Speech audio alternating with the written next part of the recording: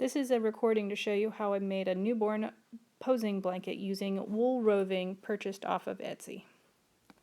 Hi guys, my name's Anya Albanetti. I'm a photographer out of Indianapolis, and this is my first video, so bear with me because I'm a little nervous.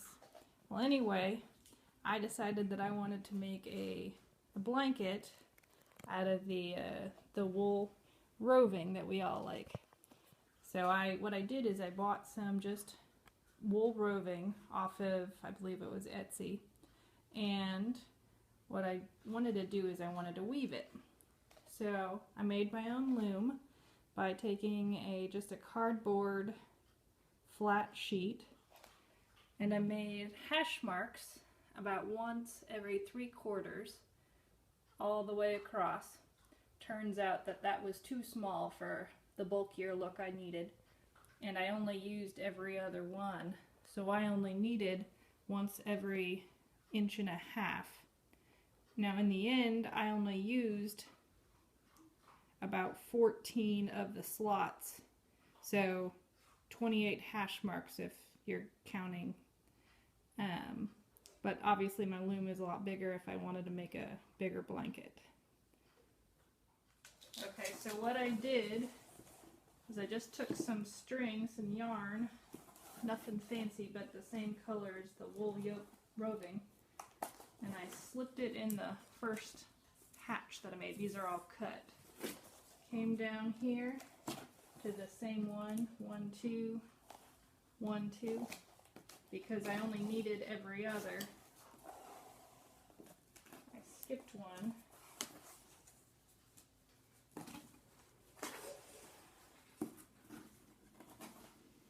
And did this for the width of a blanket that I would need. Then when I got to the end, I just left my extra yarn dangling behind.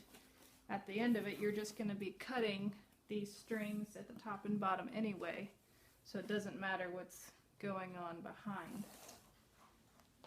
Now I don't have any more roving because I used it for my blanket, but ultimately what you do is a simple weaving pattern where you go under and over and under and over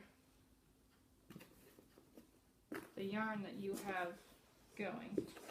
You stretch it all the way to the end, leaving a little bit extra at the end, and then go back over here and repeat kind of the weaving pattern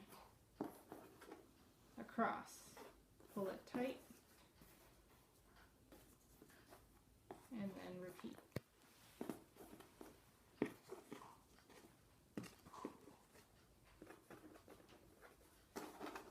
Now when you get to the end, all I did was I took the end and I kind of wove it in to the other strands that were there. I don't know if this is the right way to do it, but that's just the way I did it for mine. Okay, stop. Okay, and then what I did was, when I was done, assume this is the length and the width of blanket that you want, I just took the loops off from either side.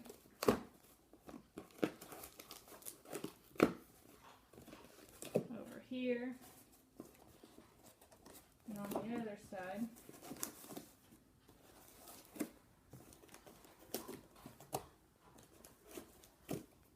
I know this is difficult to see, but then I just tied knots through the strings that were holding it together.